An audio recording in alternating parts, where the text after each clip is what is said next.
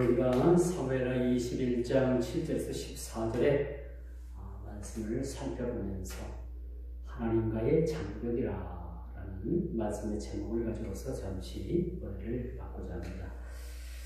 오늘 21장 말씀도 우리가 지난주에 이어서 기브온 그 거류민들 사울왕이 그들을 해함으로 말미암아 또 기브온 사람들이 또 사울 왕가의 그 사람들을 그렇게 생명을 요구하고 다윗 왕에게 그 사울 왕가의 자손들을 내어달라라는 요청을 보게 됩니다.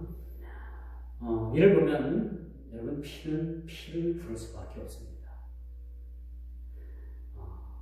그렇게 사울 왕이 비록 이방인이었고 이스라엘 폐를 속였던 그런 기브온 거류민들이었지만 하나님께서도 그들의 생명을 존중해 주신 거죠.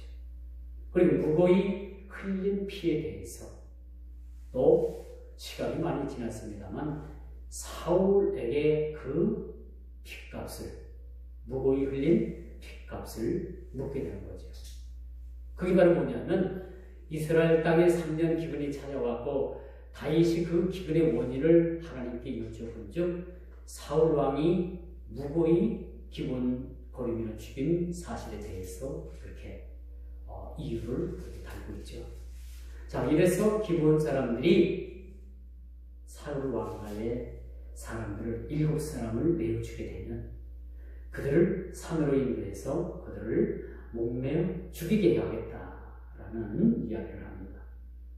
그래서 사울 왕 다윗 왕은 이제 그 사울 왕의 아들이었던 요나단과 약속한 맹세한 그런 약속이 있었기 때문에 결국은 그 요나단의 아들인 물비보셋을 보호하고 나머지 오늘 이 본문에서도 나오게 되는 아야의 딸 리스바.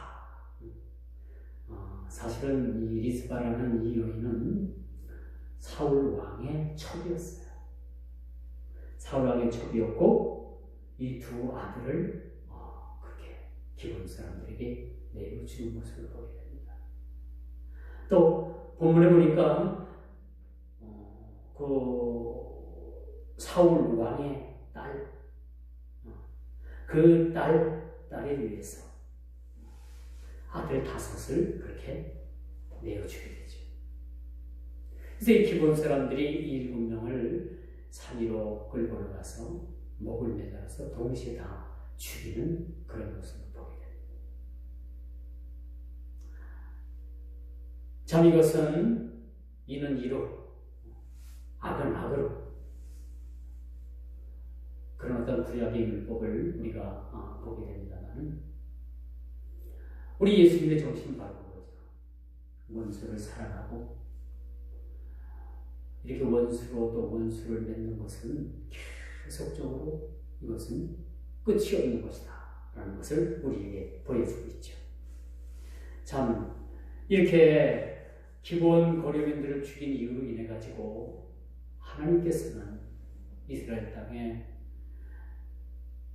기근을 내렸고 또 이 기근을 먹게 하기 위해서 사울 왕과 사울 가문의 7사람을 죽여야만 했다라는 것에 대해서는 참 하나님은 여기서 우리가 보여주는 것은 하나님은 한 심령 한 생명이 하나님께로부터도 얼마나 귀한 거예요. 그러나 여기서 우리가 생명보다 더 귀한 것은 하나님과의 약속이라는 거죠.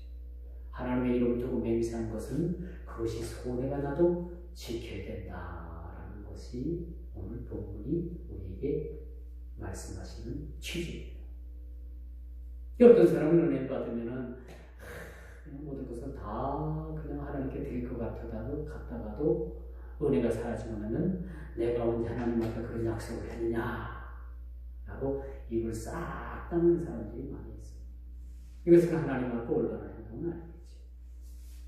하나님은 이렇게 시간이 많이 지났어도 이렇게 기억하신다는 것을 제가 지난주에서도 말씀드린 바 있는 것입니다. 이렇게 죽음으로 내몰릴 수밖에 없었던 이 사울과의 자손들, 하나님의 진노가 가시기 전까지 어찌 보면 심할 정도로 좀 도가 좀 지나치지 않는가. 어떻게 사울왕이 그렇게 기본 사람들을 죽였다고 해서 어떻게 또 사울과의 사람들을 7사람씩이나 그렇게 잡아다가 죽일 수가 있겠는가. 어찌 보면 이 기브온 거리비는 거룩한 이스라엘 백성들을 속인 죄가 너무나도 크잖아요. 그들이 목숨을 부지하기 위해서 먼 곳에서 온 것처럼 떡에 그 곰팡이가 쓸게 만들어가지고 여호수 앞에 그리고 우리는 먼 곳에부터 왔다. 우리를 받아달라. 이 실제로 우리가 가나안 땅의 희족속 가운데 거류했던 그런 사람들이었던 가만히 들어와 이스라엘의 거룩한 공동체를 속였던 그 죄. 그 죄도 사실은 죄입니다. 우리 목사들 세계에서도 마찬가지. 우리 목사들 세계에서도 이 총신 공부를 정통 제대로 한 사람들과 제대로 하지 않은 사람들이 섞여 있어요. 수년 전에 그 우리 교단이 그 개혁이라는 교단하고 합동을 했는데 거기는 우리 교단에서 인정해주는 그러한 신학교 그런 교단뿐만 아니라 거기는 수없이 그 자격이 안 되는 사람들이 다 묻어 들어왔어요. 세탁을 해갖고 들어왔어요. 자격 세탁을 해갖고 들어와가지고 정예연의 자격을 받았죠. 지금 와서 그런 걸 따져보면 그때 당시 받아들일 때 제대로 받아들이지 않는 그 책임이 그들에게 있어요. 지금 와서 보면 많은 문제가 지금 야기되고 있죠. 그래서 총신 공부를 일주일 다시 한다, 2주일 다시 한다. 우리는 3년을 갖다가 그렇게 고생하면서 배웠는데 그 사람들은 방학 기간을 이용해서 며칠 배우면 총신 졸업했다라는 그런 인정을 해주는 거예요. 속성과를. 또 그것마저도 하기 싫어가지고 뒷돈을 대가지고 몰래 학교 취득을 하려다가 그것이 잘못돼서 다시 공부를 해야 돼요. 그런 사람들도 있고요. 참 이 목사의 세계에서도 이게 참 투명성이 있고 목사들이 먼저 정직해야 되는데 이렇지 못하고 속이고 그렇게 자기 신분을 세탁해갖고 들어와서 지금 활동하는 그런 목회자들도 있습니다. 이게 지금 걸러낼 수는 없어요. 시간이 많이 지나고 그때 당시 총대 투표 하나 얻는 투표 때문에 투표권 하나 때문에 그렇게 완전히 망쳐놓은 그런 모습을 우리가 보게 됩니다. 어찌 보면요, 여러분, 이 기본 거류민들이 요구하는 이 요구가 저는 가당치 않다고 생각을 합니다. 이 사람 자체도 이스라엘을 속이고 들어온 사람들이기 때문에 어찌 보면 이 사람들의 죄가 더 크다고 저는 볼 수밖에 없어요. 그럼에도 하나님께서는 이들과 약속하신 그 약속을 보고 계십니다. 왜? 하나님은 신실하신 하나님이시기 때문에 거기서 그들이 하나님과 하나님의 이름으로 맹세만 하지 않고 자기네들끼리 약속을 했다는 이것은 하나님께서 좀 예외 규정으로 두었을 법도 한데 하나님의 이름을 두고 맹세를 했기 때문에 하나님께서도 여기서 더 이상 그들을 묵고할 수가 없었던 거죠. 그래서 사울이 죽인 그 생명을 취한 일을 해가지고 기본 그 거리민들에게도 사울 왕가의 사람들의 생명을 취할 수 있는 기회를 주게 된 거죠. 제가 초대도 말씀드렸습니다만 이렇게 피는 피를 부을 수밖에 없다라는 것을 우리에게 참 보여주고 있습니다. 참 어찌 보면 이게 좀 도가 높다, 도가 좀 지나쳤다라고 생각을 하지만 하나님 편에서 보면 그게 그렇지 않다라고 말씀드릴 수가 있습니다. 그래서 하나님의 심판은 그 공의 앞에서, 공의와 심판 앞에서 누구든지 설 수가 없는 거예요. 하나님의 심판 앞에서는 누구든지 변명할 수가 없는 거죠. 이렇게 기본 사람을 죽인 일로 인해서 그들은 죽음을 피할 수가 없었습니다. 근데 여기 7 사람은 사실은 누가 나와도 죽을 사람들이었어요. 누가 뽑혀 나와도 기본 사람들에게 죽을 운명에 처해 있었던 사람들이에요. 그렇다면 왜 하필 이 7 사람이 선택이 되었을까? 그것은 다윗 왕이 요나단의 아들인 무비보셋을 굉장히 사랑하고 아꼈던 터일 것입니다. 그래서 요나단의 아들인 무비보셋을 내어주지 않고 사울왕의 첩의 자식들인 2 아들과 또 사울왕의 딸인 메랍의 아들 5을 주인으로 내어놨다는 사실. 이 7 사람이 죽자 그만 그 3년 동안 내려졌던 기근이 그쳤다라는 것을 우리가 봅니다. 이처럼 이방인과의 약속을 무시해도 될 듯한 이 사건임에도 불구하고 이처럼 하나님께서는 맹세에 대해서는 혹독하리만큼 그 자초지정을 묻고 계신다는 거죠. 우리 사람들과의 약속도 중요해요. 그래서 우리가 약속도 함부로 하면 안 돼요. 여러분, 내일을 우리가 어떻게 합니까? 내일 일을 어떻게 알고 우리가 약속을 해요? 약속 못 하잖아요. 그런데 여기서 하나님의 이름을 두고 맹세한 이 일들에 대해서는 더더욱이 우리가 이것을 소원해가 나도 죽음이 찾아와도 지켜내야만 되는 것이 그 약속에 대한 의무라고 말씀드릴 수가 있는 것이죠.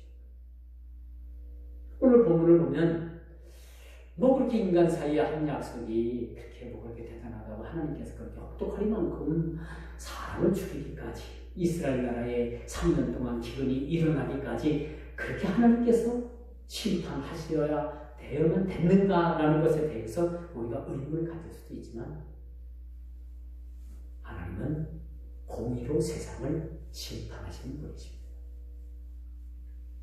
우리의 생각과 잣대로 하나님께서 심판하시는 그 공의를 우리는 그 어떤 잣대를 가지고 그 잣대를 가지고도 우리가 판단할 수 없는 거죠. 하나님께서 내리시는 그 기근은 당연한 것이었고 사울왕에게 의해서 저질러진 그 이방인 사람들, 그 기본 사람들에 대한 죽임, 이것에 대한 피해 보복은 또한 하나님 편에서 보면 당연한 것이라는 것을 우리는 깨달아 알게 되는 것입니다. 그러므로 우리는 여기서 얻는 교훈이 함부로 하나님의 이름을 들먹으면서 맹세하지 말라는 것. 도대체 땅으로도 하늘로도 너희가 도저히 맹세하지 말라. 우리는 하나님이 계시고 그렇기 때문에 너희들은 맹세하지 마라.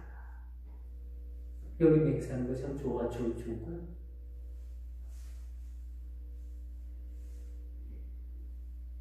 우리가 살면서 그런 걸 한번 느끼죠. 어디 두고 보자. 그런 얘기하는 사람들 많아요. 그렇죠? 어디 두고 보자. 그런 사람 안 무서워. 두고 봐봤자 무서운 거 없어요. 누굴 무서워해야 돼요? 기억하시는 하나님, 잊지 않고 계시는 하나님, 그 하나님을 두고 어디 두고 보자. 그런 사람 무서워하지 마세요. 나중에 두고 봐도 별수 없더라고. 그런 걸 무서워하고 두려워할 것이 아니라 하나님을 두려워해요. 하나님을 두려워해요.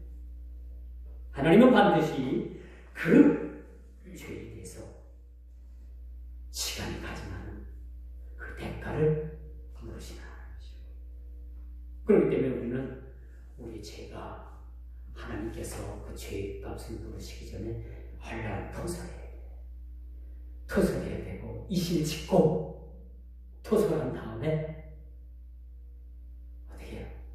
다시는 그 죄에서 돌이키는 삶을 살아요. 토설하고 죄 짓고 또 토설하고 죄 짓고 하는 건 온전한 해결이 될 수가 없어요. 내가 하나님 앞에 참 뼈를 까는 아픔으로 회개한 것은 또 다른 방법으로 또 환경과 때는 다르지만 똑같은 그런 죄가 우리에게 찾아온다면 우리는 입을 깨물고 이 죄에 대해서 거부할 수 있는 그러한 삶이 우리에게 사실 필요한 거죠. 이게 바로 회개입니다, 여러분. 뭐 죄 짓고 또 해야 하고, 죄 짓고 회개하고, 그럼 얼마나 쉬워요. 그걸 회개라고 하지 않잖아요. 회개는 뼈를 깎는 아픔이다. 이게 진정한 회개라는 것을 우리가 알게 되는 것이죠. 오늘 본문에 보니까 사울의 7 자손들이 모든 같은 날에 죽입니다. 하나도 안 하고 사울 왕가의 7 아들들이 한날 한시에 죽임을 당합니다. 여러분, 이 사울 왕가의 얼마나 그 비극적인 이야기입니까? 얼마나 큰 비극인지 몰라요.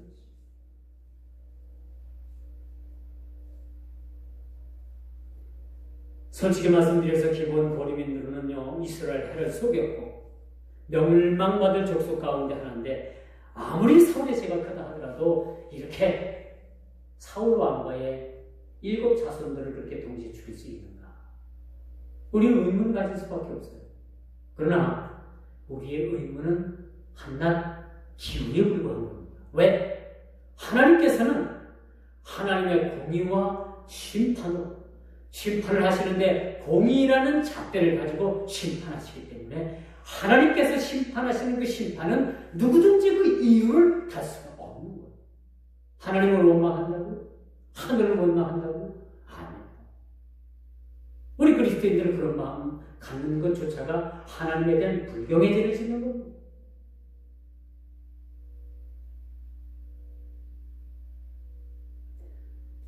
세상 누구 하나 하나님의 공의와 심판을 피해갈 수 있다고 생각을 합니까? 저도 그렇고 여러분들도 마찬가지입니다. 하나님의 공의에 의한 심판은 누구든지 피해갈 수가 없어요. 그렇기 때문에 예수님께서 그 십자가의 심판에 형벌을 받으신 거예요.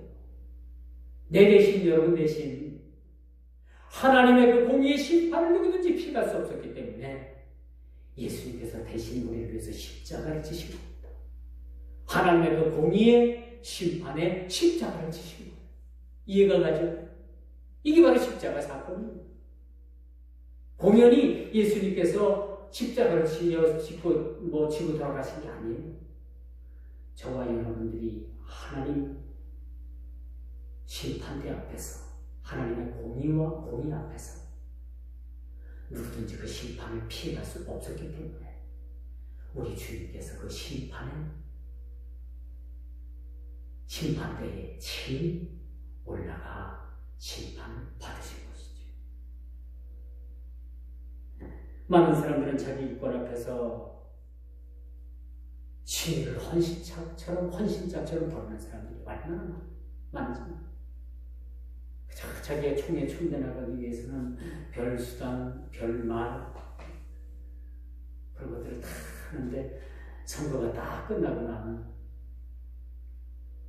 물론 총대로 나가는 분들은 뭐 그렇진 않습니다만, 나가지 못하고 실패하는 사람들은 그때부터 남녀가 싹 바꾸잖아요. 언제 친구였느냐? 나를 왜 안 도와줬느냐? 그런 식으로 나가요. 이거 바로 우리 인간의 모습들인 것을 우리가 볼 수 있겠습니다. 이런 사람들 앞에서 우리가 더 이상 뭐 바랄 것이 있겠어요? 바랄 것이 없죠. 오늘 기본 사람들이 잘하고 하나님께서 보시기에 그들이 아름답고 복된 복된 사람들이라서 하나님께서 이 기스의 자손들을 그렇게 심판하신 것은 더더욱 아니라고 생각합니다. 기본 사람들도 마땅히 이스라엘을 속인 죄를 그들이 받아야만 했어요. 그래서 여호수아가 그들을 이스라엘의 영원한 종으로 삼았어요. 물을 기르고 장작 패는 사람들로 그들을 삼았던 사실을 우리가 보게 되고, 허드렛 일이나 하고 종으로 살게끔 그들을 역사가 그들 고린도를 제한시켰던 사실을 우리가 보게 됩니다. 여러분처럼 하나님의 심판은요, 이 역사의 심판은 그 늦고 이름의 문제가 아니라 반드시 이루어진다. 우리 세상 역사도 마찬가지죠. 이 세상 역사를 사람이 써가고 있는 것 같고, 우리 정치가들이 써가고 있는 것 같지만, 그렇지만 그 역사 중심에는 하나님께서 계십니다. 그리고 그 인간 역사를 더듬어서 반드시 잘못된 일에 있어서는 하나님께서는 그 일에 대해서 심판하신다는 사실을 우리가 봅니다. 그러므로 온 세상, 온 우주의 역사의 주관자가 되시는 분은 바로 하나님이시라는 사실을 우리가 잊어서는 안 됩니다. 역사의 주관자, 역사의 주인이 우리가 아니라 바로 하나님이시라는 사실을 우리가 알게 되는 것입니다. 그러므로 여러분, 우리 삶의 해계가 날마다 촉구되어야 되는 거죠. 왜 사울이 저지른 죄에 대해서 하나님께서 모두가 다 잃어버릴 만한 시기에 다시 그 문제를 재현하고 계시는가? 우리는 알아야 되는 거죠. 우리 인간은요, 가득하게 잃어버려도 하나님께서는 기억하고 계신다는 사실을 우리에게 교훈 주고 있습니다. 비록 여기 사울의 자손을 잃은, 자식을 잃은 그런 슬픔이 있었지만 이 시체를 놓고 리스바라는 여인이 그 시체가 그 자기 자식을 비롯해서 사울의 딸의 5 아들의 시체를 짐승이 가서 뜯어먹지 못하도록 계속해서 지킵니다. 시체 위에 피가 내립니다. 이 소식이 다윗왕에게 들렸던 거예요. 그래서 이 여인이 그동안에 저질렀던 모든 죄악이 어느 정도 참 사람들로부터 그렇게 좋은 인상을 심었다는 사실을 우리가 보게 됩니다. 그리고 그녀의 이러한 정성과 사랑에 감동한 그 사울 왕가의 자손들의 뼈를 모으고 길보아 전투에서 그렇게 죽임을 당했던 사울 왕과 요나단의 뼈를 모아가지고 사울 왕의 아버지인 기스의 굴에 장사 지내게 되었다라는 것을 보게 됩니다. 이 다윗이 이 시체를 거둬줬던 사실을 보게 됩니다. 이처럼 자기 희생은 허물을 덮어주고 그 상처를 치료해주며 모든 이들에게 기쁨과 평안을 제공해 준 사실을, 이 사실에 대해서 다윗 왕이 좋게 이 여인의 행한 행동을, 아의 딸 리스바에 대한 여인의 그런 행동을 좋게 봤다. 하나님께서 심판하셨고요. 모든 사람들이 그 심판에 대해서 하나님의 진노로 생각을 했어요. 그리고 마땅히 죽임을 당해야 된다고만 생각했어요. 그리고 사람들 마음에는 이 죽임을 당한 사람들이 심판을 받았다라고 생각을 했던 겁니다. 그런데 여러분, 이렇게 자식을 잃고 또 그 시신을 지키고 또 이렇게 자식을 잃은 그 여인들의 슬픔을 누가 헤아려 볼 수가 있었겠습니까? 아무도 끄떡거리지 않아요. 그런데 다윗 왕이 이 여인의 행동을 보면서 그나마 시신을 거두고 있는 모습을 우리가 보게 되는 거죠. 그 후에야 하나님께서 그 땅을 위한 기도를 들으시니라 라고 그렇게 14절 마지막 절에 말합니다. 이 사울 가문에 있어서는 이것이 불행이었습니다. 또 이스라엘 나라로 봐선 3년 동안의 기근이 들었던 것 자체는 그들로서는 국가적으로 큰 손실이었습니다. 하나님께서는 이 화를 복으로 그렇게 고쳐주시고 그렇게 바꿔주신 사실을 우리가 보게 된 것이죠. 그 후에야 오늘 14절의 말씀이 아주 의미심장한 말씀. 이러이러한 사건이 있었고 이러이러해서 7사람이 죽어나가고 이러이러해서 그 시신을 그 사울 왕가에 지금 말하는 닭골당이라고 말해야 되겠죠. 거기다가 그 뼈를 모시게 됐던 사실. 이 사실로 보아서 어느 정도 사울 왕가에 대한 그런 하나님의 심판을 그들이 심판을 받았지만 그렇게 끝은 아름답게 수습이 되지 않았는가라는 말씀을 드려볼 수가 있습니다. 14절 바로 이야기하기를 그 후에야 하나님께서 그 땅을 위한 기도를 들으시니라. 그렇게 말씀합니다. 이렇게 사건이 봉합이 되고 또 이렇게 사건이 마무리가 된 후에 하나님께서 이스라엘 백성들이 하나님께 부르짖는 기도, 그 땅의 백성들의 기도를 하나님께서 들어주셨던 겁니다. 여기서 우리가 놓치지 말아야 될 간과해서는 안 될 한 가지 교훈이 있습니다. 우리가 하나님과의 관계에 어떤 장애물이 있으면 어떤 기도든지 그 기도가 하나님 앞에 상달되고 응답될 수 없다는 것을 우리에게 교훈합니다.